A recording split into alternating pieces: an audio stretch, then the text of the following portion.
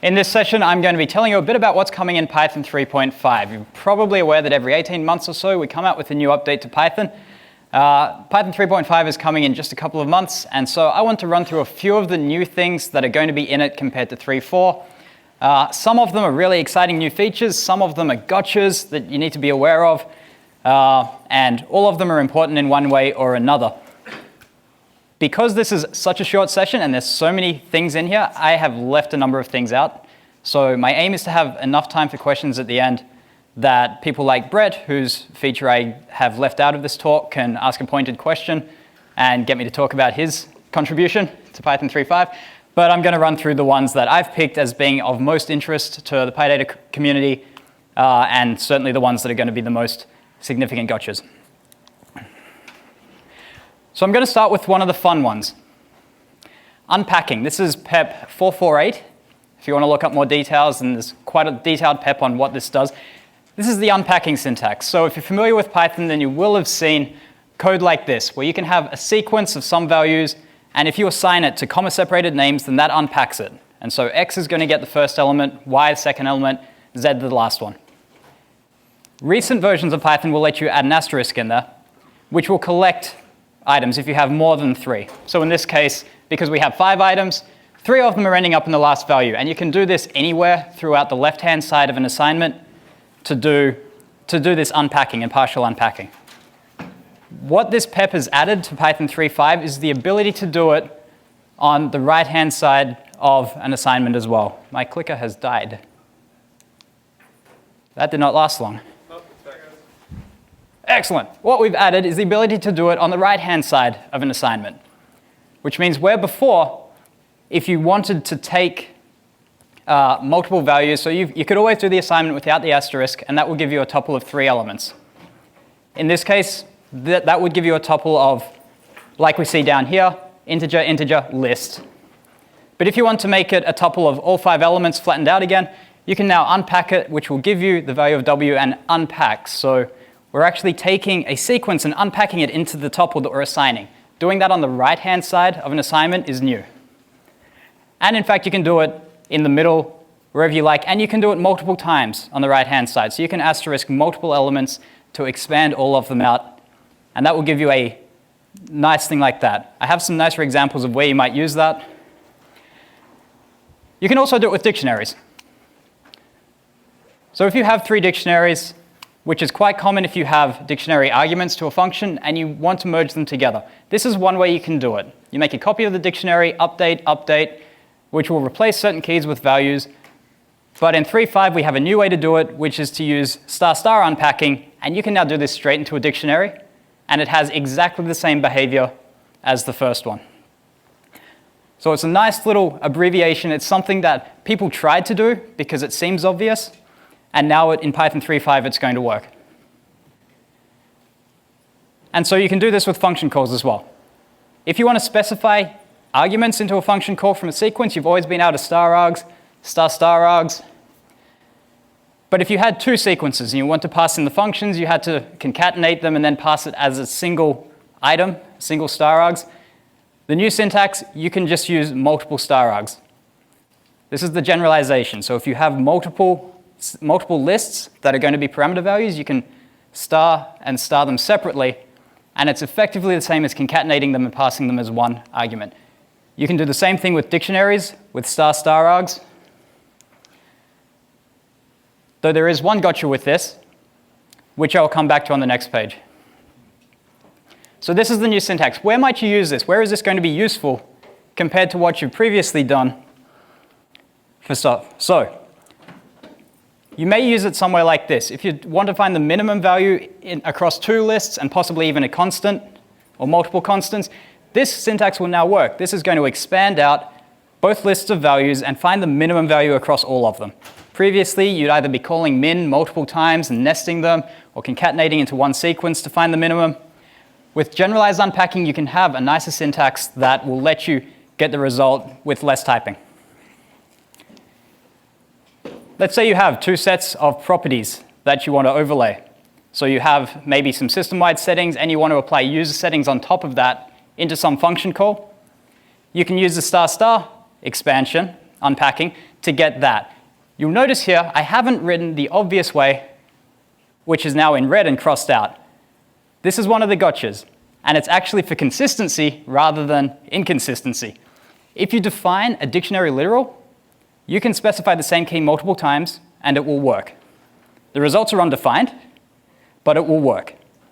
If you try and pass a named argument to a function twice, it will complain and error out straight away, which means that you can't have the same keyword argument passed in their second syntax because you won't get any override behavior. You'll simply get an error because you've specified a name parameter twice. But expanding them into the one dictionary and then passing that will give the usual take a dictionary, update it, replace any values with matching keys, and then pass all of those in as parameters. And you can use this for conversions as well. This is a trivial example. Taking a tuple, turning it into a list by saying, I want a list, and I'm going to unpack the tuple into it. So each value becomes a value in the list. But this is more interesting for cases like this, where you want to unpack multiple sequences into a list and maybe add some constant values in there as well. And so this, compared to the equivalent syntax, which might involve casting, it's definitely involving concatenation, it might involve extend, it might involve loops, definitely involves literals. This is considerably neater. It's going to work with any sort of sequence. It doesn't require values to actually be a list. And it's going to give you the result that it reads like it should. So these are just nice little syntactic features, things that seem like they should work, and now in Python 3.5 they do. Before I move on, does anyone have any short, quick questions about this? Yes? Is that more efficient than doing an extend? So in some cases, this may be more efficient. In other cases, it may not. There are, especially when calling a function, that may or may not be more efficient than calling min multiple times or concatenating and then doing it. There's no sort of general answer to that. It is all in, unless one of the other core developers in the room has a specific answer for whether it's actually more efficient. But the general answer is try it and measure. If in the second example with configure, I wanted to pass a specific known keyword argument, should I pass it inside a dictionary or outside? Because if I passed it outside the dictionary and I didn't know for certain what was in the unpacked dictionary, I could potentially have an argument error there. Yes. Have a duplication of that. Yes, so if you have a specific keyword argument that you want to pass in the second example, and either you want to override possible user settings or you want it to be overridden by the other settings, you would specify that inside the dictionary. So inside the curly braces, you can specify a regular key and value either before, between, or after the unpacking. And unpacking always proceeds from left to right inside a dictionary. So if you put it first, it will be overridden by either of the following two dictionaries. If you put it last, it will override any value with the same key in those dictionaries.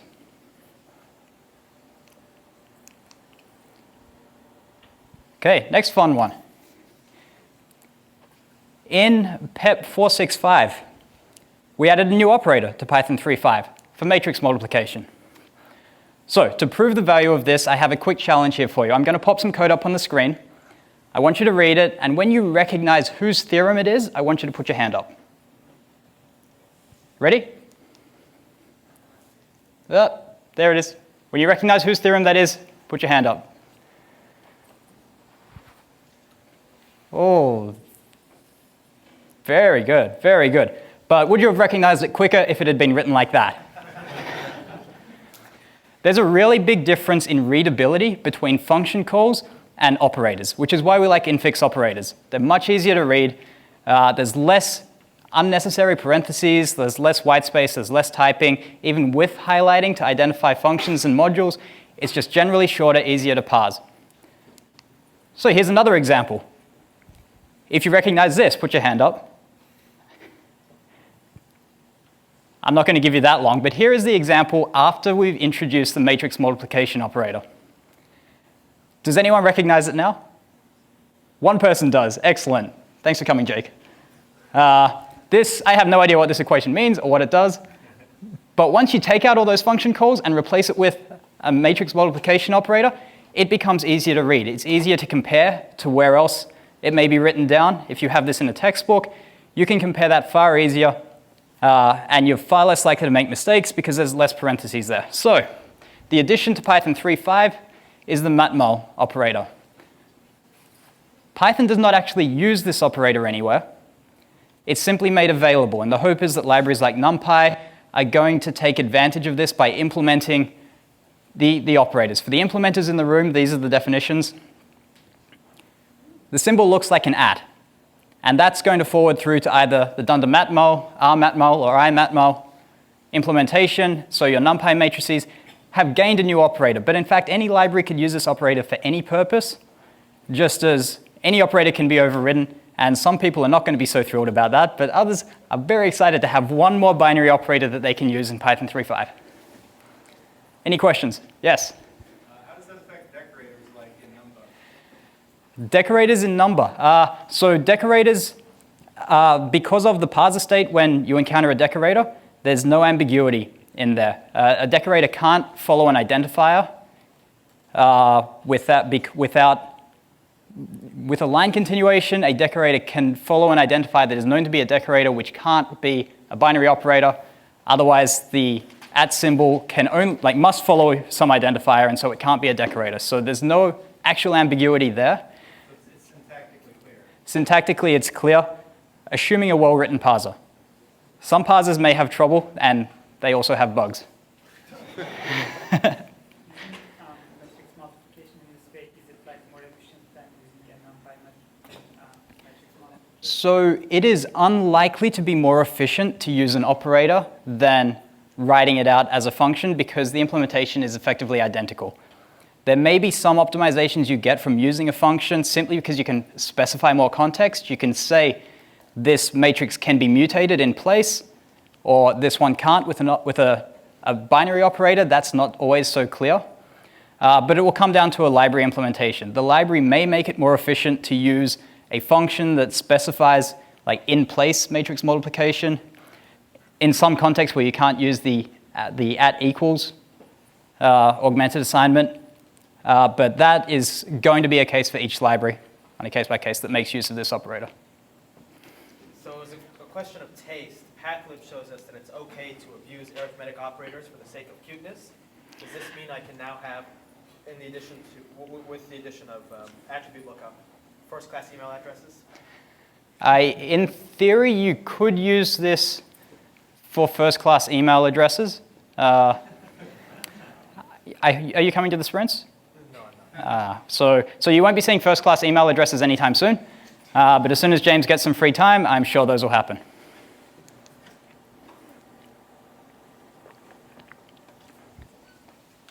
Okay, nice quick one, which I nearly overlooked, because this went into Python 3.5 a long time ago through PEP 485 and about 2,500 emails on Python ideas. When you have two floating point numbers, comparing them directly with equals equals is a bad idea. We know this. If you've calculated results with floating point numbers, even if they look the same, chances are they're going to compare differently. And so we come up with all of these helper functions or tolerances, equations to avoid that. And now Python 3.5 has it in the math module. So from math, you can import isClose and make a simple call, and it's going to tell you, are these numbers close? To control what close means, because that has different meanings in different places, there's some extra parameters here. So absolute tolerance is one of the options. The value that you pass for absolute tolerance effectively gives us the abs y minus x less than tolerance comparison. So that is shown quite there because it's the simple one that we normally use, and now you can have that directly from isClose abs_tol. What was decided in all of the discussion is that a relative tolerance is more useful, so that's the default. And the way a relative tolerance works is based on how large the numbers are, the tolerance is going to adjust. So in this case, I'm using a relative tolerance of roughly 1%, which means if I compare 1 million and 1,000,001, they're treated as close. And if you think about it, if you were given a choice between $1 million and $1,001, it's close enough. You can largely ignore the difference. But with the same relative tolerance and much smaller numbers, we're now not close anymore because 10 and 11 is a more significant difference. And if you go down 1 and 2 are significantly different, the relative tolerance can be the same, and it will say, no, you're not close anymore. The larger your number is, the further away it can be while still being treated as close. The default parameters in the first case passes a relative tolerance of, I think, 1 by 10 to the negative 7. So it does scale with value size, and it means you have about 7 decimal places of equivalence to say, yes, these two numbers are close. Anyone have a question on is close? Yes? Just want to point out, you're talking about floating point comparison and you use integers. And I'm using integers. Yeah, integers work as well. And they are, I don't recall if they're converted to floating point. I suspect they are. Good point. I got sick of writing .0. Integers, I think, are upcast by the algorithm to actually be floating point, or at least some part of the comparison is going to use the floating point tolerance to account for that. James? Is there no way to tell if two floating point numbers are adjacent, or is that outside of the scope of what you want to handle with floating point numbers in terms of alps? Like if they're integer representation, because then you're getting to the machine representation, right? Yes. The way to do that is, let's chat about that afterwards. Okay, this is a gotcha. This is probably the biggest gotcha. You're running out of quota of questions. I'm just going to stop letting you ask. PEP 479. This is a gotcha. This is actually something that could be considered a bug in all earlier versions of Python that is being fixed it's actually being fixed for 3.7. You're able to get the functionality in 3.5. There'll be a message in 3.6, but 3.7, you'll get this full behavior. So this is a chance to be prepared early and run all of your tests through with the functionality I'm about to show. But the problem is that we often, some of us will use functions that may throw stop iteration. Occasionally, you'll want to search a sequence for some value, and you can do that using next and a generator. And then the first value that matches is going to be returned. And if it doesn't find any, then it throws stop iteration, which means you can call that function and handle stop iteration and go, oh, we didn't find any. If you apply this to a number of inputs and put it in a list comprehension, as soon as we find one that does not find an element, it's going to throw stop iteration. This is where the gotcha comes in. If instead, I pass it to list. So instead of a list comprehension, it's a generator passed into list. What happens when we don't find an element? We actually truncate the result. So you don't get an exception, you just get a shorter result because the stop iteration has bubbled out and someone has recognized that as, oh, we've stopped iterating. And so the list stops. This is a gotcha because the actual problem here is that we didn't find an element. That's an error that should be thrown out. At least in this case, we expect it to be thrown out. It's not supposed to truncate a comprehension. It's supposed to be bubbled out and be caught and handled by our program code. So the way this is going to change and the way you can enable that, when we advance, shifting that code across to the left, the future for 3.5 and 3.6 to get this behavior is from future import generator stop. What this will change is in the first case, it doesn't actually change anything. You'll get stop iteration still. In the latter case, now when the stop iteration escapes from that generator, it's going to be caught and it's turned into a runtime error. So you'll still get an exception in this case. This is a gotcha. I'm not holding this up as a beautiful new feature. This is letting you know your code has a problem and you need to resolve it. A reason this may come up, depending on when you got into doing generators in Python, you may think that raising a stop iteration is a great way to get out of the generator early. But really, this is where the problem comes in, because while that will currently stop iterating over the generator early in most cases, the right way to get out of a generator early is actually to return. And by doing that, it will jump out of the generator correctly. Stop iteration will be raised and handled, but that raised stop iteration within the generator quite often comes from deeper in, and it's been decided for 3.5 that that should be considered an error. So that may be something that shows up. So that from import statement, from future statement on the previous slide is going to become the default behavior in 3.7.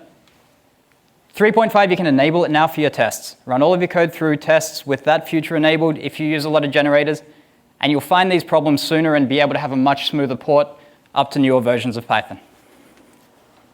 That was down and depressing, but does anyone have any questions? Yeah. Is this getting dragged back to any of the earlier versions of Python? It won't be backported to any earlier versions that I'm aware of. If you ask really nicely, someone might do it, but the earliest it would go back is 3.4, and I don't expect that to be of any significant value. No, Brett's shaking his head, it's not going to 3.4. So no.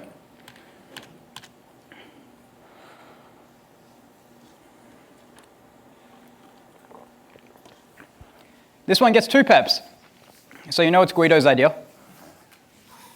Type annotations are now part of Python 3.5. But what does this really mean for your code? So the idea here is we've had parameter annotations and function annotations in Python 3 and never really agreed on what they should be used for. So there's been general guidance on how to use them and otherwise freedom on what to use them for. For Python 3.5, the rule has been set down. Annotations are for type hints. So parameter annotations tell the people reading those type hints what type should be passed in. The function return annotation tells people what is going to come back out of that function. That's basically been laid down as the rule now. And so that is the major change for 3.5. Does this mean that you should go out and add type hints to all of your code? No. Does this mean you should take your company style guide and write in there, add type annotations to all of your code? No. These don't have any runtime impact. They're still annotations. Unless someone actually reads them and acts on them, nothing will happen, nothing will change. Your code still runs exactly the same, and even if the types don't match, nothing happens at all. The point of these, and in fact the point of formalizing it for Python 3.5 is to allow tools to build around these. Historically, you could define tools that say, these are type hints, and we're going to do analysis and give you results to say, these types don't match, these ones do. But by formalizing it and saying, these are what annotations mean, it gives tools more of a chance to say, okay, we're going to interpret the annotations like this and actually build up around that. But until we have those tools, we don't know the best way to use these yet. We don't know which functions need annotations, which ones should not have them. And so unless you're working on one of these tools, these are probably not of a huge amount of interest for you, unless you're using them for other stuff, in which case, at some point, you may be incompatible with these tools. James. So how come if people really want this, nobody uses MyPy? And 2, would you be willing to give a talk at PyData Seattle 2017 about the PEP where we remove this nonsense completely? If there is a PEP where we remove this nonsense completely, direct quote, I will happily talk about that. As someone who works on an integrated environment and does a lot of Python code analysis, I am really looking forward to these being standardized and being able to flow some of this information through the development environment. I think this will be of great value for developers. But there's still a question over how best to use them and where they should appear. So until those are resolved, we're still in experimentation phase with these. A lot has been said on other PEPs, other talks. Guido gave a keynote on this at PyCon. I don't want to get too in-depth on what it all means, but this is something that's new for 3.5, but it's not something to adopt and start making huge use of yet. So will it be extensible, for example, in the number types? And Yes. will it So adopt the class hierarchy of the types? that is still an open question. The official answer seems to be yes, it will make use of the class hierarchy. Though in some cases you don't want to make use of the class hierarchy directly, you want to be able to use other sources of information. Another question up the back, or was that the same one? The same question. James? So another question is, in scientific computing, you have a lot of functions that take in data frames and spit out data frames. And it seems like what would be useful there is the ability to assert that a data frame, for example, has a certain column, or the column follows some constraints. Is there any way to code that? So currently not yet, and this is where we need the tools to build up around it. This is where we need a data frame aware linting tool that will recognize some particular type with annotations. These are not necessarily how the annotations will look. It's possible to use any arbitrary class. It's possible to use arbitrary strings. But until we have tools that are actually using these and processing them, we don't have a full understanding of how it will look and how it should be written. So eventually, there may be a standard tool that people reach for that will validate data frame definitions. But right now, we don't have that. And so if this is an area that you work in as far as code analysis, this is something for you to be interested in and experimenting with. For everyone else, this is a mild warning to not dive in and start writing types everywhere, because it's not going to buy you anything just yet. I'm running short on time, so let's move on. PEP 492. This entire topic may be a surprise for a lot of people because it's changing something that was only added in Python 3.4, which is the async IO library. So in Python 3.4, we gained async IO, which gave us suspendable functions. We've always had suspendable functions in the form of iterators or generators. And now we've extended that with async IO library to be a more event-based system. So if you're familiar with async await in C# or what's proposed for C++ or JavaScript, it's effectively identical to how that behaves. You have a function that can suspend at some point and be resumed later when an external task is complete. The syntax in Python 3.4 is yield from for that. We are reusing generators directly to be able to suspend and resume a function. What this change for Python 3.5 gives us is a new syntax. To define a resumable function, you now put async out the front of def. You have async def, and that makes the function resumable. Whether or not you use the new keyword for suspending the function, which is now await. So this is effectively a relatively minor name change in the syntax that brings us into line with the way a lot of other languages are implementing this exact behavior. What it also brings is some ways to implement operations that are otherwise impossible with straight generators. Because if you want to if you implement a for function like this, it's going to do two things. It's going to call iter on the iterable you give it, and then repeatedly call next. If you get an iterable asynchronously and await that, you would get code like this, where we'll suspend while we're getting the iterable, but then synchronously step to each next element. What we really want is some code that's like this in a lot of cases, where the first step may suspend, because maybe we've gone to query a database server, and each step through each element may also suspend if we need to requery the server, whatever it happens to be. And so the syntax to get this behavior is now async for. There's not necessarily any await in here. In this case, we're getting an asynchronous iterable, as opposed to getting an iterable asynchronously, or just a straight iterable. Similarly, with context managers, you can await a context manager, which will give you an object and then will synchronously enter, synchronously exit on the way in and out of the block. Alternatively, you can use async with, which will get the context manager synchronously, unless you have an await in there as well. But then it will await on entry and await on exit, which means your suspendable function can now suspend on the way out of a with block.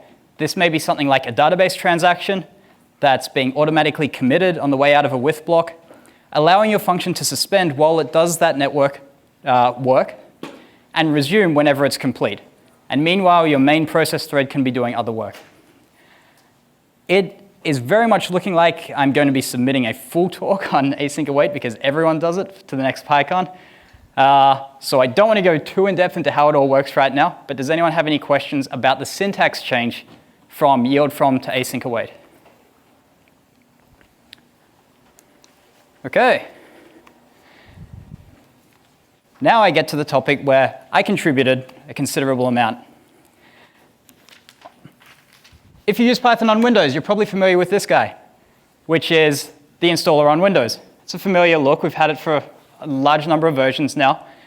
For Python 3.5, it's had a facelift. We have a new look installer, and on top of that, the entire internals have been redone. So we actually have a more configurable installation of Python. It's more flexible. It has a true per-user installation that does not require admin privileges anymore. And it has a secure all-users installation that is no longer a major security hole, where any user on your machine can change the packages that your administrator is running every time they use Python. There's a lot more command line options than there used to be, so for automatic deployments, there are more options. And if you download the web installer initially from the Python page, you're downloading less than a megabyte. You get to make all of these selections, and then we'll download just the files that you need, and we'll in fact let you go further for those embedding and extending Python. You can choose to download debugging symbols and debug binaries through the installer as well. A big part of this change is also the move to a new compiler. Python 3.4 was built with the C compiler that was part of Visual Studio 2010. And older versions from even older compilers than that. Python 3.5 is going to be built with the C compiler from Visual Studio 2015, which means that we have, among other things, we have a forwards compatible C runtime, but we also have breaking changes because we've gone 3 major versions without updating 3 major versions of the C compiler. And so features have been deprecated and removed in that time, which means a number of extensions are going to break.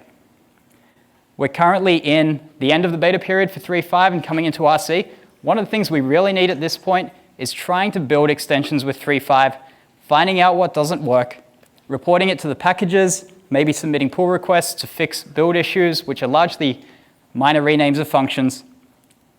But otherwise, we have a more secure runtime, we have a better compiler, it will produce faster code, and it's more interoperable with other system components and other applications you may want to use it with. Okay, before I move on, yeah. The install, is it PowerShell aware? Will it set the path correctly for PowerShell? So, no. Possibly. No, just generally no. Is that a feature? It's a bug. So the question is, will it set the path correctly when you install Python? The answer is no, and the bug is in Windows. So that, at this stage, cannot and will not be fixed, because fixing that would be such a major backwards compatibility issue.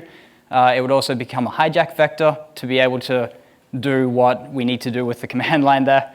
The recommendation for running Python from the command line in PowerShell or command prompt is to use the py launcher and just type py dash the version number that you want to use.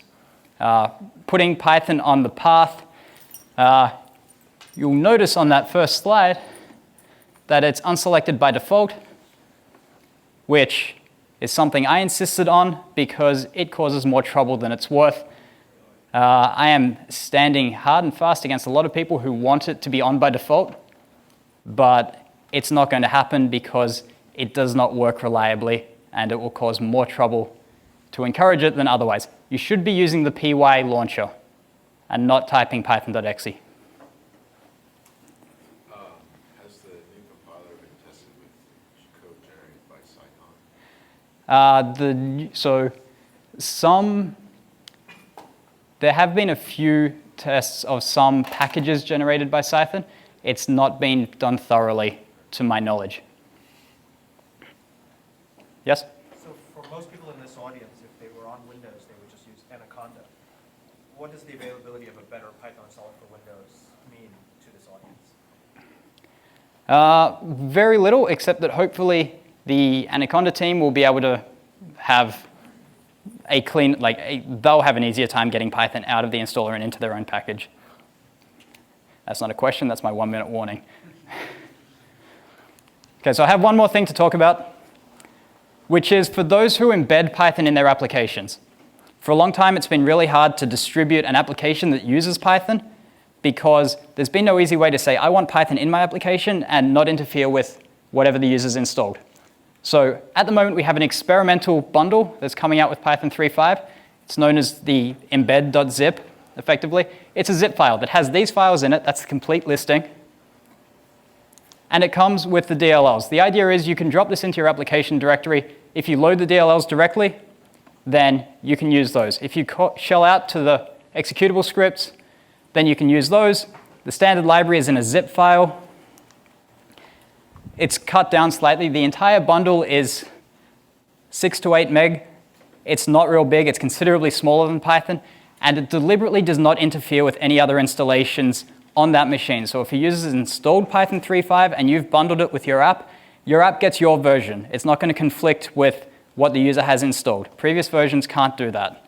So this is one of the improvements for Python 3.5. It's still experimental. We're still looking for use of it and actual experience with it, whether we need to make changes to how this works. But that is there. And if bundling applications for Windows is something that you do, I would love it if you tried it out and provided any feedback on the issue tracker.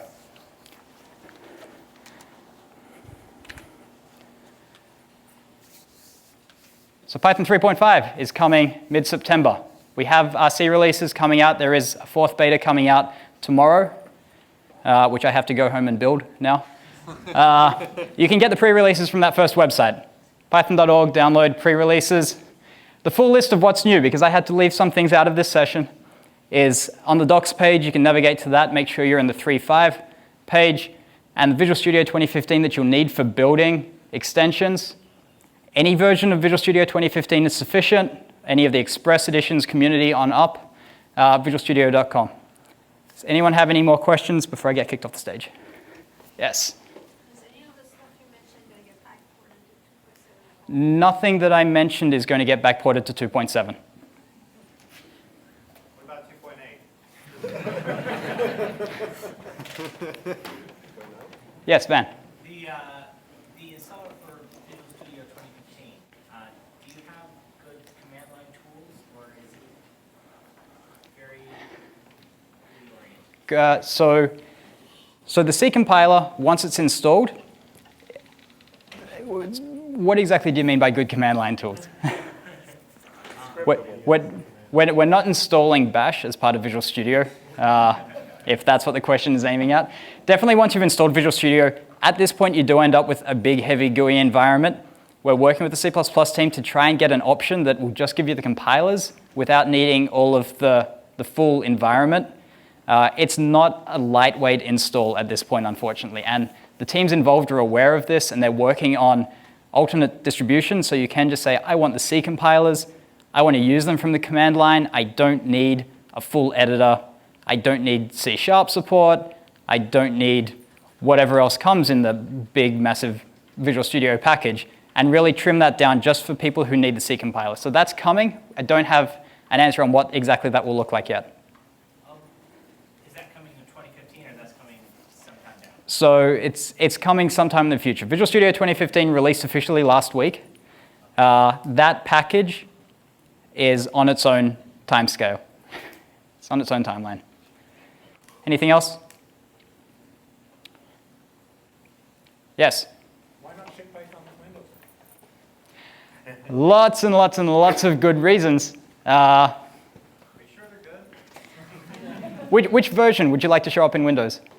Next one. Which version of Python?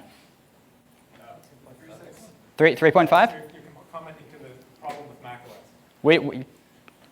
Every time I ask that question, I get a different response. And those responses have ranged from 2.6 up to like 3.5.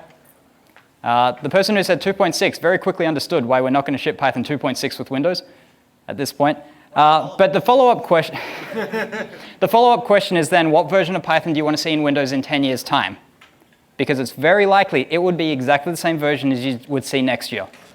And is that what you want to see? So one of the big problems is resolving the upgradability issue. When we can have either silently upgrade Python in the background to newer versions without breaking old code, or whether we do get stuck on a version is still a big issue that until it's resolved, I am actually working against shipping Python in Windows. I would rather make it a one-click install for people to get the version they want, but you need to do the one click, because if we click it for you, we're going to get it wrong. Is this going to be an issue in 5 years when 2.7 is deprecated? In 5 years? 2.7 is deprecated now. We just haven't shut it down yet. So the decision is not actually between 2.7 and 3.5. There is absolutely zero chance we would ship 2.7 with Windows. I will happily stand up and say that without any permission from upper management at all. There is 0% chance we'll ever ship Python 2 with Windows. It would be in the Python 3 line. And then the question is minor version, and the follow-up question is which minor version in 10 years' time is in that version of Windows. And until we have good answers for that, we can't even get past that step. So, Is this just a problem with Microsoft not wanting to push updates to external? we don't like breaking people's code. We're in the Red Hat camp. And we don't really want to be in the same camp as Red Hat as far as Python is concerned right now. Yeah, sorry. So this is why we're working on making installation easier for the user to do, rather than making it a core piece of the operating system. I think I'm well past my time now, so thank you.